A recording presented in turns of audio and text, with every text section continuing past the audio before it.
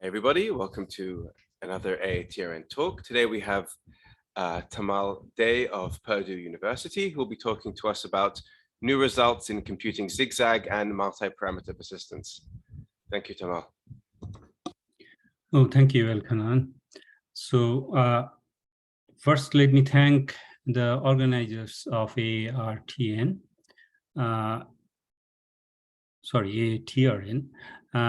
So today I'll be talking about some results we have got in computation of zigzag persistence and its application to multiparameter persistence.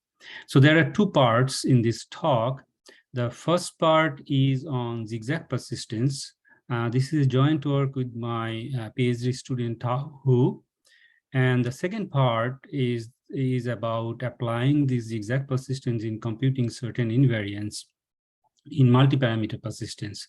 And that is a joint work with Eugene Kim and Facundo Memoli. Most likely within the given time, I'll spend more time on part one, less time on part two. Okay, so let's begin. So we are all familiar with persistent homology. At least I don't have to introduce the concept to this group, but let me just at least state some of my notations. Suppose we have an input filtration F, the calligraphy F, which I assume it to be given as a nested sequence of simplicial complexes or a sequence of simplices. So I assume it to be simplex-wise, and it always starts with an empty complex. And we know such an input filtration with a homology functor can be converted to a persistence module, and we get out of it a decomposition of interval modules into interval modules, which can be represented at intervals BD, the birth time and death time of the classes. They are the indices in the filtration. So this is the standard persistent homology we know about. So what is the pipeline in standard persistence? Given a filtration F, you apply the homology functor, you get an induced module. I assume the homology is defined over a field, which again, I assume it to be Z2 or F2. And such a module always decomposes uniquely up to isomorphism and permutations by the theorem of Gabriel into interval modules, which are designated as a set of intervals B alpha and B alpha. And I denote this set of this decomposition into interval modules as the persistent diagram or parse. If it is in degree D homology, I denote it as parse P of F. Okay, so zigzag persistence is a powerful extension of the original standard persistence, which I'll also refer is as non-zigzag persistence or non-zigzag filtration. So in zigzag filtration, you allow the arrows not to be always forward, because previous one, all the arrows are inclusions, is forward inclusions. But in zigzag filtration, these arrows could be both forward and backward inclusions. So we can go from Ki to Ki plus 1 with an insertion of a simplex, or we can go from Ki to Ki plus 1 with a deletion of a simplex. And that makes it more powerful because it allows deletions. And again, we can do the same, use the same pipeline, apply the homology functor, we get a persistent module, and all the inclusions are converted into linear maps. Again, such a persistent module decomposes into intervals using the Gabriel's result, and we get again a persistent diagram, which I'll denote it as parse P of F. Everything here I'm assuming is finite complex, and everything is finite module. So the application of zigzag persistence, actually there are plenty, and I think we are getting more and more applications of zigzag persistence. I'll just mention mainly two, but there definitely this is not exhaustive, and there are many applications. Zigzag persistence actually naturally appears in time-varying setting. I have mentioned only three work here, but again, there are many other works which probably I'm not referring here. because of this time-varying nature, for example, a point cloud, you can add points, delete points. So naturally, you add simplices, delete simplices. That naturally gives a zigzag filtration in point cloud. And also, we have recently worked on vector fields. This is a very recent work where, again, tracking the dynamical features in time-varying vector fields boils down to computing some kind of zigzag persistence. And in this talk, I'll also show that in multiparameter persistence, where the multiparameter persistence is defined over, say, Z2 poset, there also zigzag persistence appear very naturally, because any path in two-parameter persistence over a Z2 grid is a zigzag path. And then if you restrict the module over the zigzag path, you get a zigzag persistent module. And naturally, the computations over multi-parameter persistence sometimes, and I believe actually more and more applications will be found that will require a zigzag persistence computations. Okay, so before I go into the zigzag, let me differentiate between point out some key aspects of zigzag persistence over the non-zigzag one. One major difference in zigzag persistence is that there are 4 types of bars instead of only 1 type in non-zigzag case. When I say these 4 types, I'm differentiating them with respect to the arrows, the direction of the arrows at the beginning and the end of the bar. For example, look at the 4 types of bar. I'm calling it as closed open if at the birth time the simplex is added, and at the death time the simplex is also added. But then you have this adding and addition and deletion, and you get this combination of 4 types of these bars. Why I am naming them as closed open, close, open, close? There is a meaning of it, but I'll not go into that details here because of the time. But the main point is there are these 4 types of bar in zigzag persistence, and which I get it easily from the filtration type by looking at the filtration, what type of arrows you have at the beginning and the end of the bar. The other difference is that in zigzag and this is a very important difference, in zigzag persistence, you have an insertion, or it could be deletion, which I'll denote it as downward arrow with sigma is an insertion, upward arrow with sigma is a deletion. But not only that, the same simplex can be added more than once. And that is not allowed in non-zigzag case. And that makes a huge difference, actually. Okay, so theoretical complexities of the algorithms which we know today, that standard persistence runs in order m to the power omega time, where m is the length of the filtration, omega is something called exponent of matrix multiplication, which we know is less than equal to 2.373 at this time, and zigzag persistence also, there is an algorithm which can run, and this is the algorithm here, which can run in order m to the power omega time.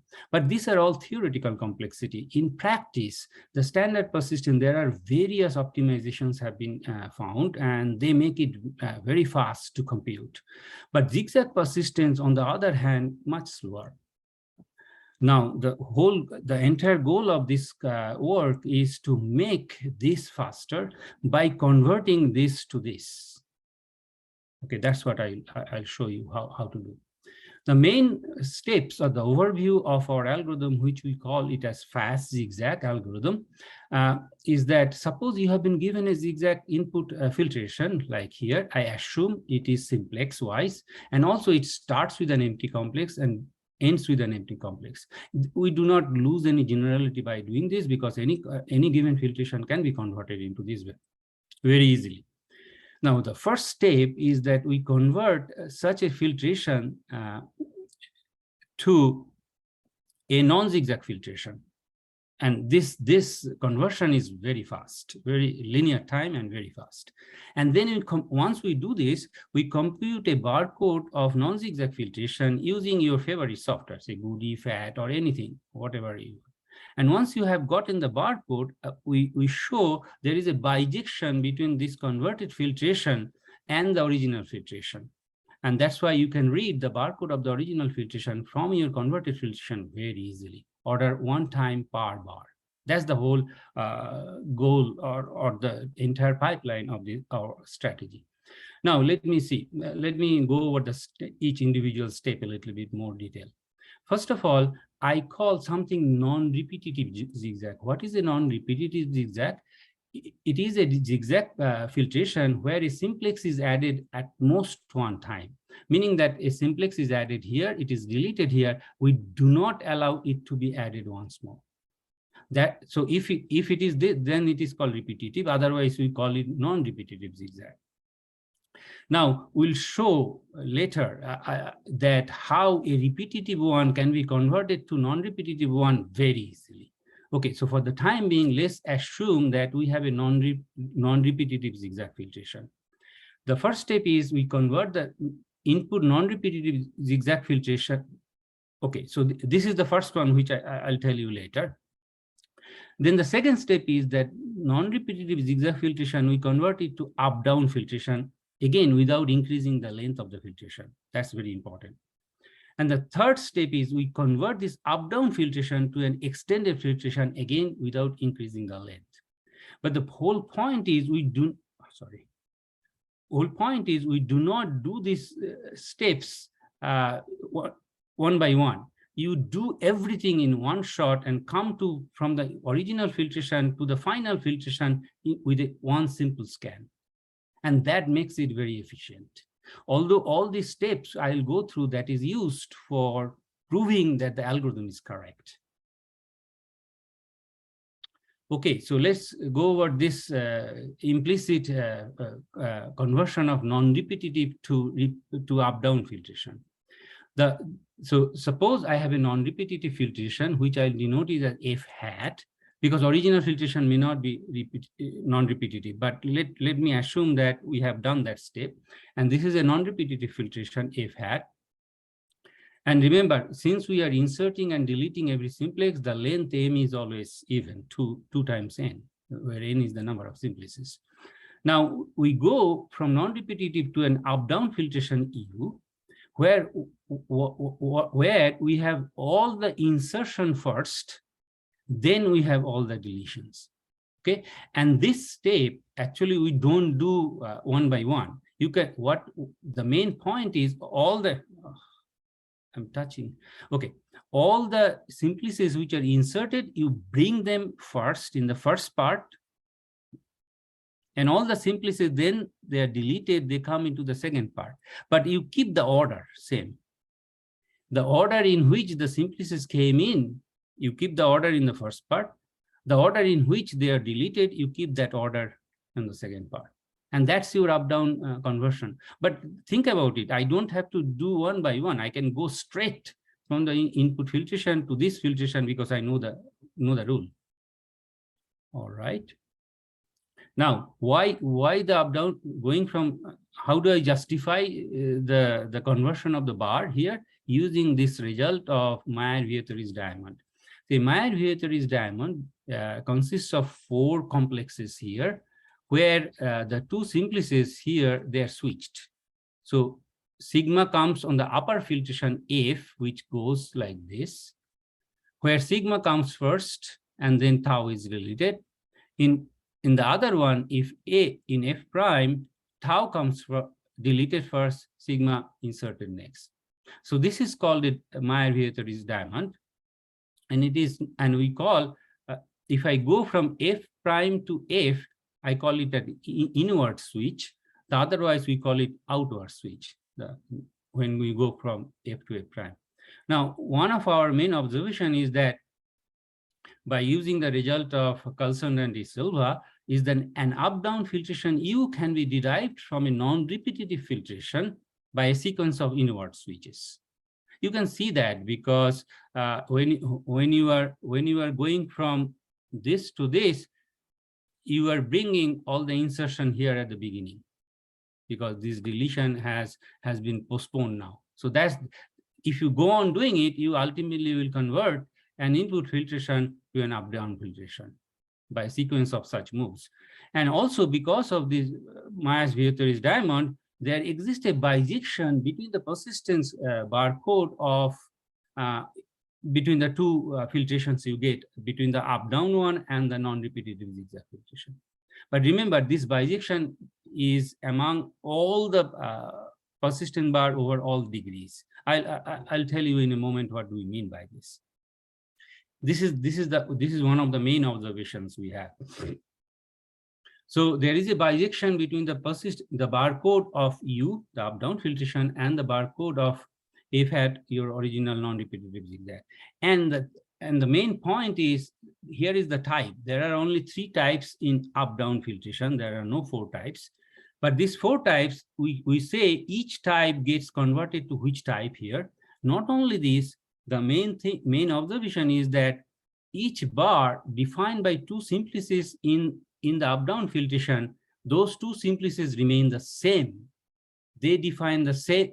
This bijection gives you the bar where they are defined by the same pair of simplices. So that means once you have computed the bar in U, you can go to the bars in F straightforward, because you know the pairs are not changing. But what can happen is that there may be a change in the degree. So because here all are taken in the degree P, but that may go down to degree P minus 1. And this happens only when this simplices pair, which were responsible birth and death, they switch. This is so whatever simplex here goes here, whatever simplex here goes here. That switch can happen. And only when the switch happens, the shift in degree also happens. They coincide. Okay, now we go from the up-down to an extended filtration. So right now I have insertion and deletion. Now I convert all these deletions to insertions using the relative homology. This is a well-known result. Okay, so now from the up-down, I go to an extended filtration, and basically you convert the right part into relative into pairs of simplices, which give in the persistent module relative homologies. All right. Only thing is, when you do this relative homology, the simplices here, the complexes here, the order gets reversed. Okay, that one has to take care. But again, because of this conversion, we have the following result. There is a bijection from the up down to the extended filtration using these rules. Okay, and again the same thing happens. The bars again honor the pairs of simplices, although the simplex responsible for the birth and the simplex responsible for the death, they may switch. And this again happens exactly at the point where the degree switches. Okay, I'll not go into the details of, but this is very interesting how these conversions are mapping the bars. If you go into the details of the propositions we have in the paper, you can observe various facts. All right, so what we have now, we have converted the original filtration to up down to an extended. Only thing is I have now relative homology, but then again, using the concept of coning, you can do the relative homology computations to a sequence of coned complexes. So for example, for a pair of complexes k hat L2 n minus 1, you convert it to a complex where you k hat union with all simplices which are coned from a dummy vertex omega to all simplices in L2n. So what does it mean? Now I have a sequence of simplicial complexes now. There is no relative homology, it's only homologies. Okay, and that's our conversion. But think about it. If you think about the conversion from the original one, I can go from the original one to this extended E hat straightforwardly without skipping the step to converting to up down. There is no need for that. This is only for our conceptual understanding of the proof that the bars, how can we map the bars? Well, here now I have one missing piece still. The missing piece is to go from repetitive to non-repetitive zigzag. Actually, when we were working, we were stuck in this step for a while. We got all the other things, but the repetitive and non-repetitive was causing a problem because all the theorems where the diamond switches happens, and they do not work for repetitive complexes, where a simplex is inserted more than one time. The main issue is that when you convert from a zigzag filtration to an up-down filtration, since you have simplices appearing more than once, they will have copies of simplices in the first part. For example, here you can see the edge like the C0 is appearing again, and I'm keeping it as a copy as C1, like here. So C is inserted, C is deleted, C is inserted again. So you have two copies of C when you go to the first part of U. But then these two copies of C, we treat it as a different occurrence of a simplex sigma. And instead of calling it as a simplex, we call it a cell. So their identities are different now. Okay, but then I need to define a different simplicial complex and also a filtration of a different complex, which we call as a delta complex. So delta complex, actually, we borrowed this concept from Hatcher. He defines delta complex, but he defines with much more generalized concept of delta complex. We do not need that. Our delta complex is much more restricted and much more simple. So delta complex is here is the definition. I'll not, you can read it. I'll not go into the details of the definition. The main point is that in a delta complex, two simplices, which we call as cells, they may join in more than one face. For example, two triangles here, they do not, for example, they do not have any edges common, but their vertices may be common. Here are two triangles where one edge is common. Here are two triangles where two edges are common. Here is two triangles where three edges are common. So now you have this delta, you have a filtration of delta complex, which is a cell-wise filtration. But remember that in the cell-wise filtration, every cell actually is a simplex. So when you ultimately, when you treat in your converted cell-wise filtration algorithm, you can treat each of the cell as a simplex. In your favorite matrix based algorithm, you just treat every column as a new column with a different identity of the simplex. And since all the bars are defined with the identity of the simplices, this does not cause any problem. And that's it. And this is what our entire conversion. So here I'm showing an example here. Suppose I have a very simple filtration with two vertices. So these vertices came V0, V1, because I start with empty complex, then V0 came, V1 came. That's why I'm starting with K2 here. And then this edge came, edge got deleted, edge came again, edge got deleted, the vertices deleted, empty complex. So this is our input filtration. So first, what is the up-down filtration? Again, you bring all the insertion E0, and again, since this edge is inserted twice, I have copies E0 and E1, and then E0 gets deleted, then E1 gets deleted, and the vertices get deleted. What is the extended filtration? Extended filtration is again, the vertices are there, and I have already inserted this dummy vertex omega because I will use this dummy vertex to cone the simplicity during the deletions. So now comes this edge, the two edges, all the insertions are happening. Now for the deletion part, again, the deletion has been converted to an insertion of a coned simplex. And again, the simplices, the deletions, the order of the deletions are reversed. So first you will cone omega with your V0, then you will cone omega with V1, then you will cone omega with E1, and then you will cone omega with E0 and done.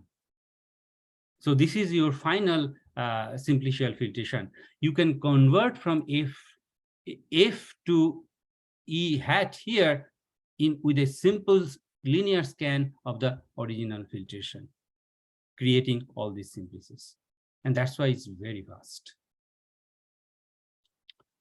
This has been implemented. Actually, Tau has implemented this algorithm, and the software now is available from this GitHub.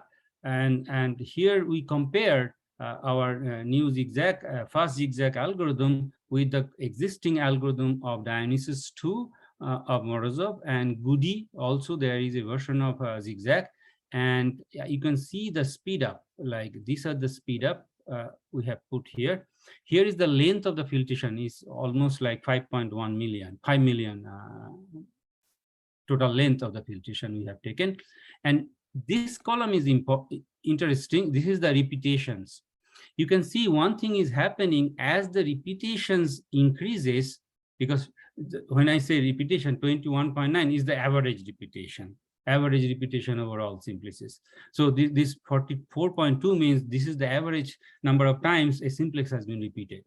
And as the repetition increases, our speed up decreases. That's because one of the reasons probably is that in our converted filtration, we keep copies of the simplices. So that increases the memory usage. But that's actually is also not true strictly, because we have found sometimes it does not happen that way between the comparisons. We do not currently do not understand the memory consumption between the first zigzag and compared to the existing software.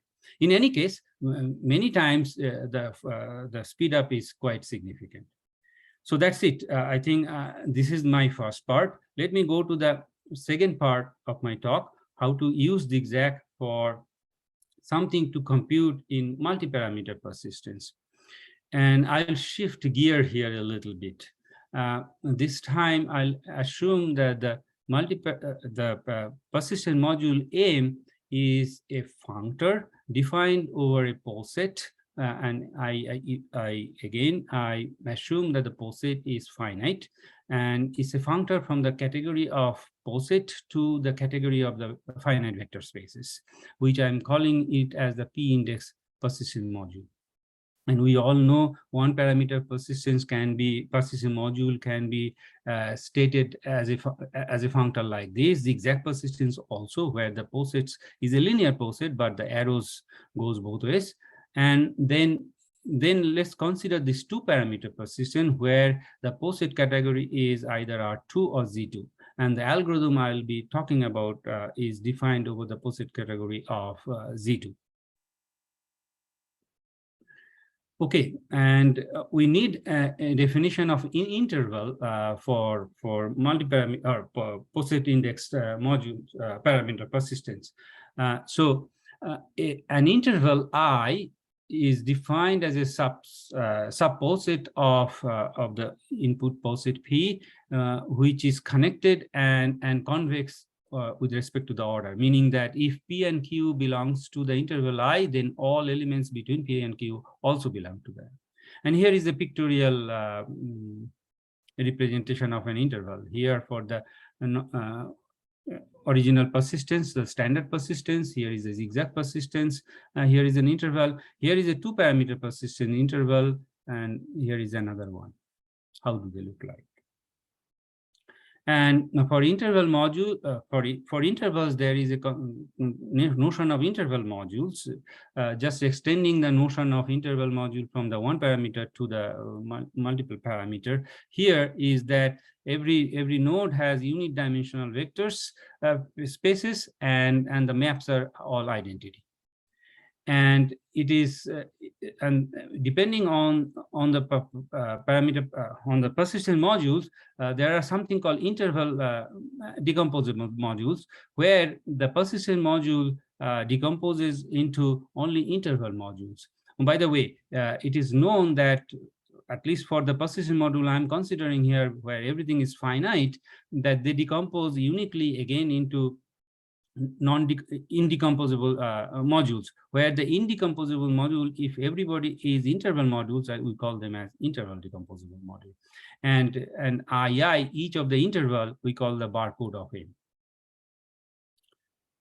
Now, here is now, definitely this community in topological data analysis, we are after computing different types of invariants of persistent module, because for multiparameter persistence, it is very difficult to compute a complete invariant and complete and discrete invariant. But one invariant which is very well known is called the rank invariant.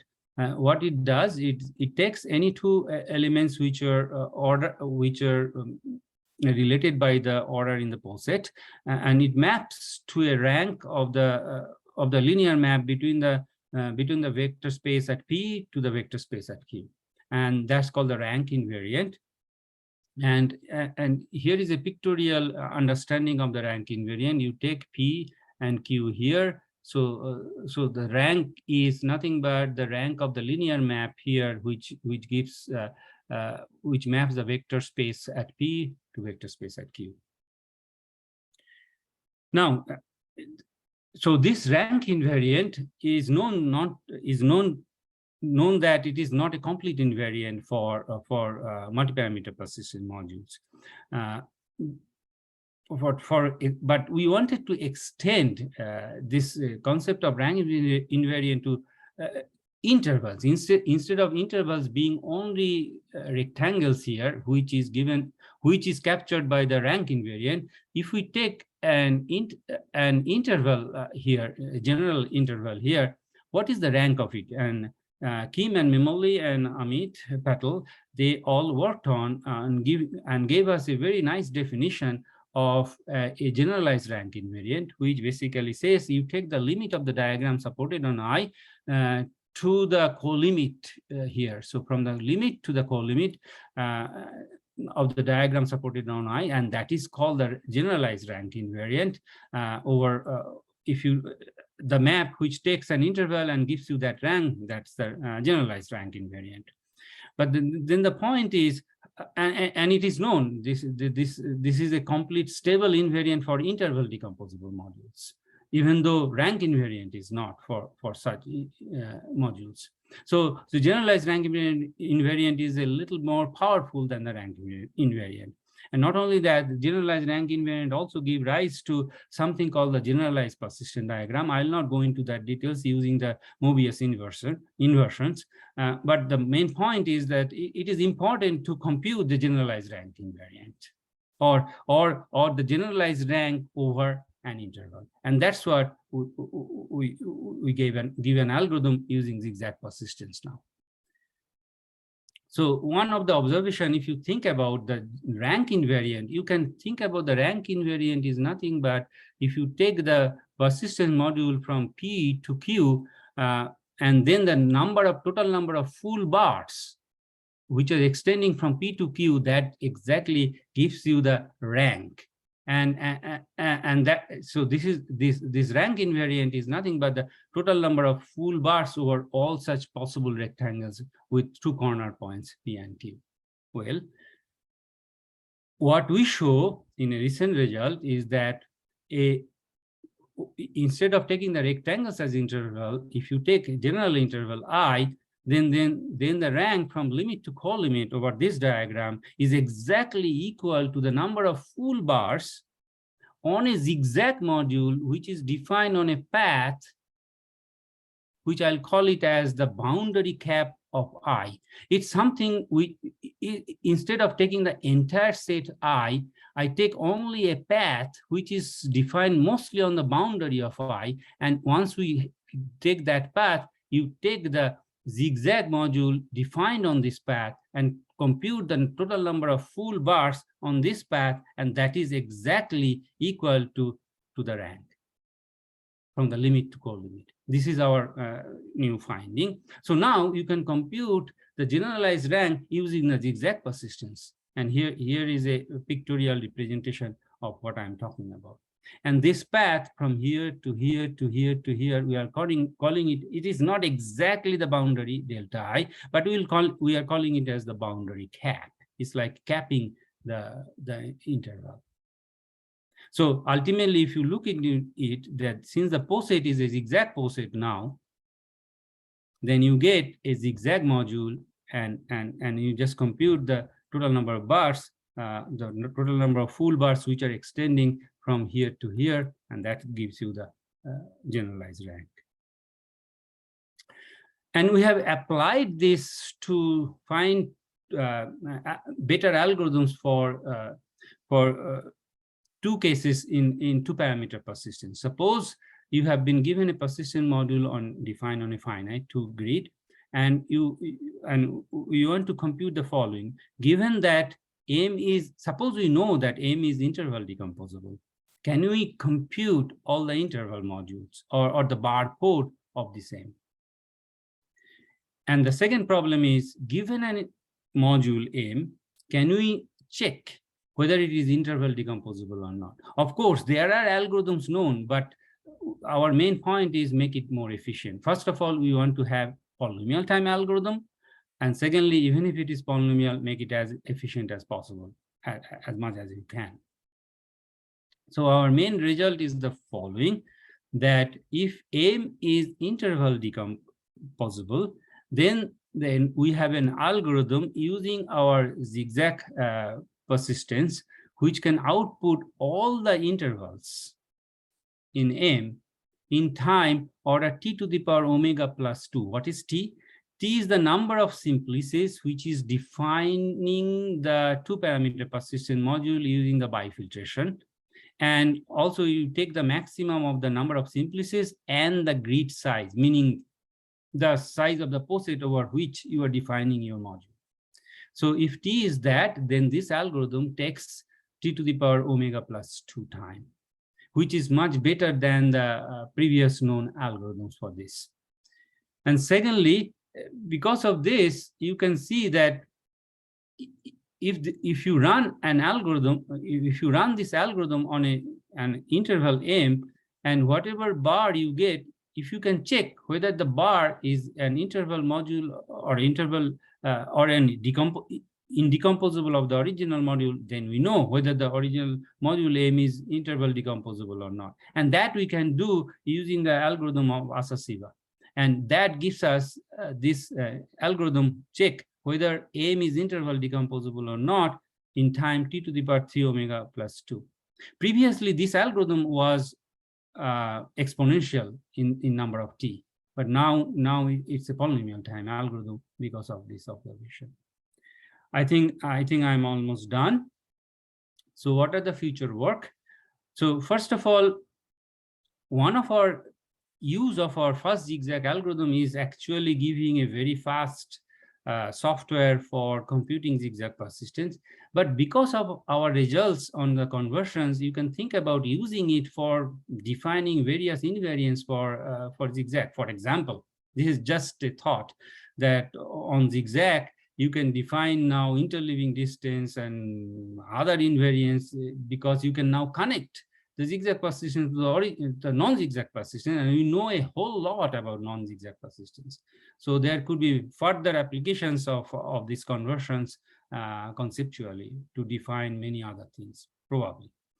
And then for the second result, can we go from two-parameter persistence to beyond two-parameter persistence? And well, let's see. Hopefully, we can give some positive result on this very soon. And the other thing is that if you think about it, the rank computation, rank function computation, the generalized rank function computation is still exponential because you have to compute this invariant, you have to consider all possible intervals, and enumerating all possible intervals is already, their number is exponential in terms of t. So if you want to do this, this is definitely going to be exponential time. But what we can do is we can restrict our intervals to certain types. For example, if it is only rectangles, which Udo and Botnan and their co-authors have done, if it is only rectangles, you can do it in polynomial time because there are polynomially many such rectangles. But instead of rectangles, maybe, not maybe, now because of our algorithm, you can extend that, for example, to this type of intervals, or any intervals which have finite number of defined by the finite number of vertices. because then there will be only polynomially many intervals possible, and we can compute with our algorithm generalized rank for them. So for example, your positive negative computations for rectangles, you can extend it now to any type of intervals where the number of vertices are say constant. Okay, and the last one I want to mention that right now we have this interval decomposability algorithm using Asasiba et al.'s algorithm, but can we improve that? Means that is right now that jacks up the complexity, but the point is, can we improve that? With that, I think my time is up. It's 40 minutes, I was told, and thank you very much. Let me stop here and take your questions. Thank you. Thank you so much. Okay, so before we get to questions, I'll ask the audience to please unmute themselves and applaud our speaker.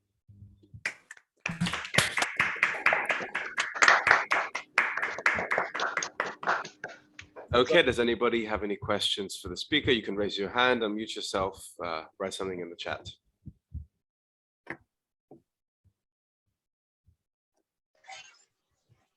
Barbara, please. Oh wait, I wanted to, oh yes. Well, you cannot see me much, but thank you, Tamal. It was a great talk and great result. Well, thank you.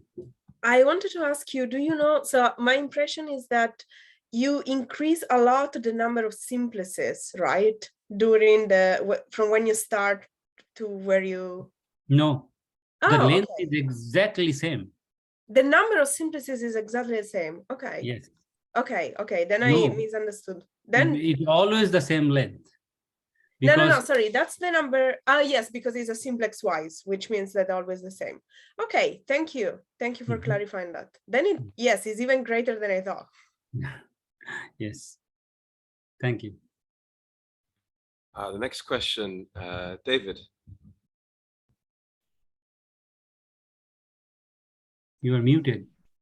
Oh, oops, sorry. Yeah, the next question, David, please.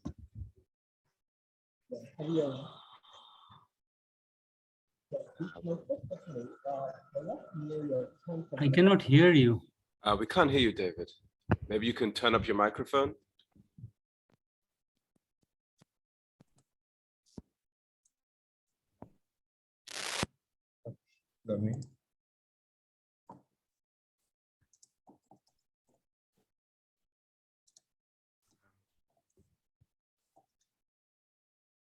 Okay. You type your question. Sounds great. While you're typing, does anyone else have any questions I'd like to ask our speaker?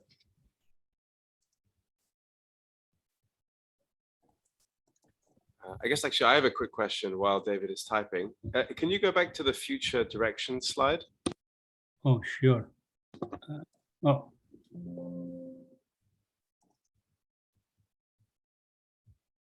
Let me see. Yeah. Yeah, can you see it? Yes. So it's related to sort of this second point about beyond two-parameter persistence. If I understand correctly, in the two-parameter setting for this interval, that you can somehow replace it or replace the calculation with a calculation of a sort of one-dimensional zigzag path. Right. Is it your intuition that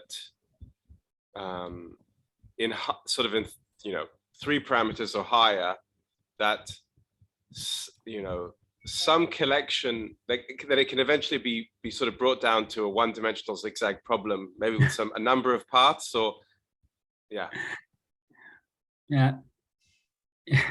Yes, we are working on it, and I think I have really made a progress. Yeah, the answer to your question is probably yes.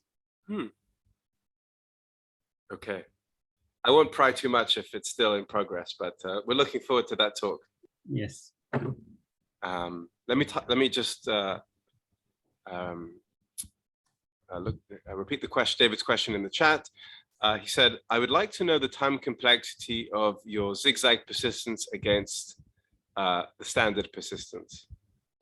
So the time complexity is that it is exactly the same, right? Because time complexity, you first convert the input filtration to a non-zigzag filtration, that time is linear. If m is the length of the filtration originally, in linear time, order m time, you convert it to a non-zigzag.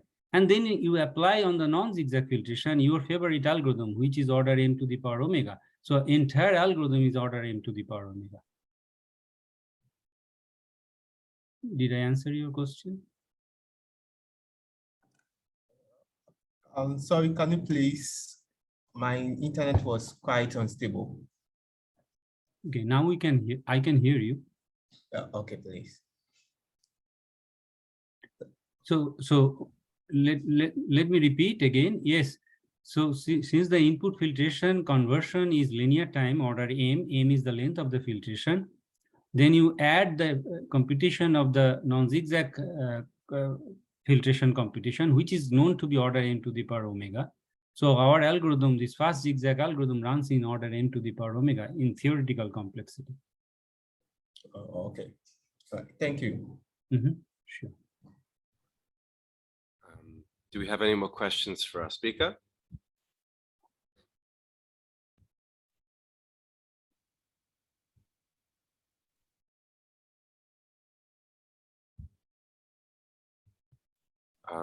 So I do have one last question, which is where would if some of us are interested in playing around with this, where would we find the code or the software to run fast zigzag? Sure. So I have already, okay. So you can find the paper. Yesterday, actually, we updated the paper yesterday because we could produce the final version of our access. It has been accepted at a conference. So we have already put it on the archive. So if you, okay. So the paper is on the archive, and in the archive already there is a link to Tao's GitHub where you can download the software, you can work on it. But I think let me see why I cannot move the cursor. Okay, so let me see. I think I gave it here. Let me see. Just 1 minute. In the table where you have the experiments. Right. The run, yeah, the timing. Yeah, there. Yes. Yeah. Here. So here is the GitHub. Excellent. And the paper.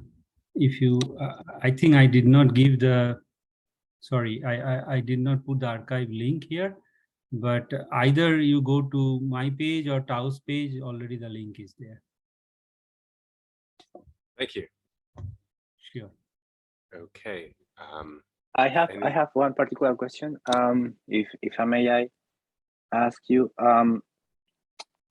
so can you go back to the table where you have this time complexity? I mean, the different experiments that you perform, please? Yes. Thank you. I mean, probably I miss it. How big are these objects that you were using here? So the length of the filtration is given here. It's like almost 5 million.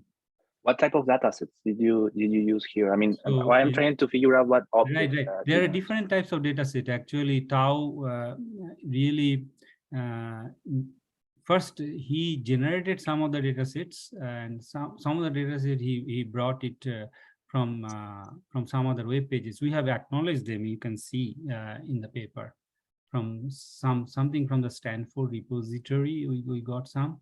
And he also generated some ones from point cloud data, actually. So okay, I got it. We applied this one to data set where the point cloud is moving, and I think he experimented with that one also. Okay, I see. I'm looking at the website, and Yes. I'm seeing that actually it's on C++. Yeah.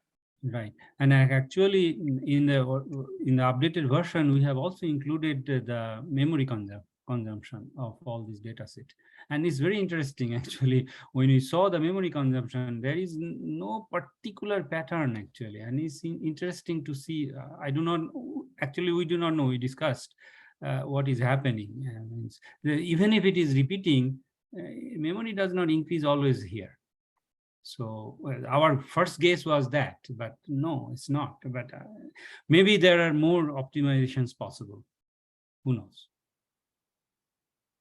Yeah, I mean, I just want to add that there might be that also part of the, I mean, part of the new speed of in terms of time is related with the language that you are using, the programming language that you are using, because here I see that this software is on C++, while other softwares are on Python. So there might be a gap between, you know, implementations and that stuff.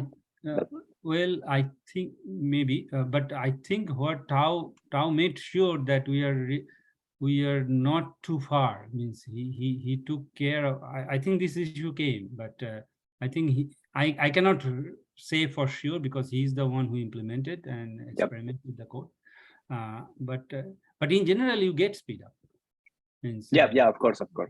Yeah, what I'm trying to say is regardless that of those issues, you get speed up because the simple reason is you are running the non-zigzag persistent, and there are so like. Oh, by the way, we ran fat. All these things where we ran fat, and that seems to give us better results than any other ones we tried. Excellent. Thank you so much. Thank you so much, Tamal. Sure.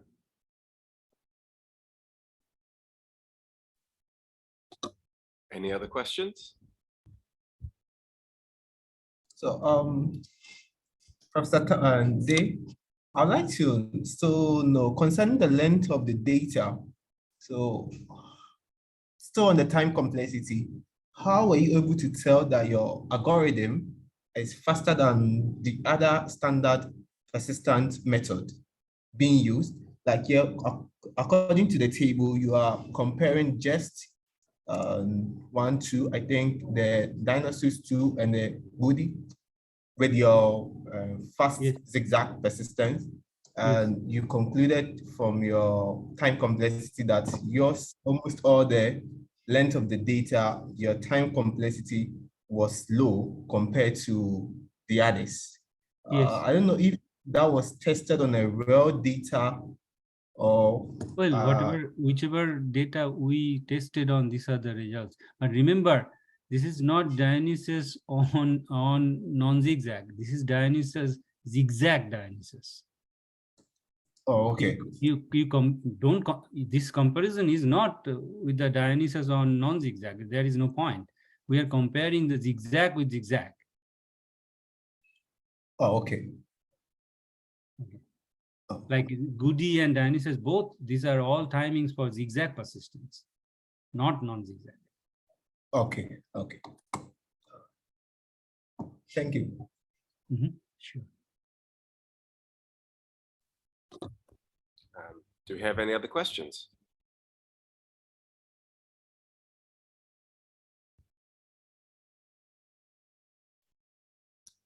Well, if not, I think we can end the recording here.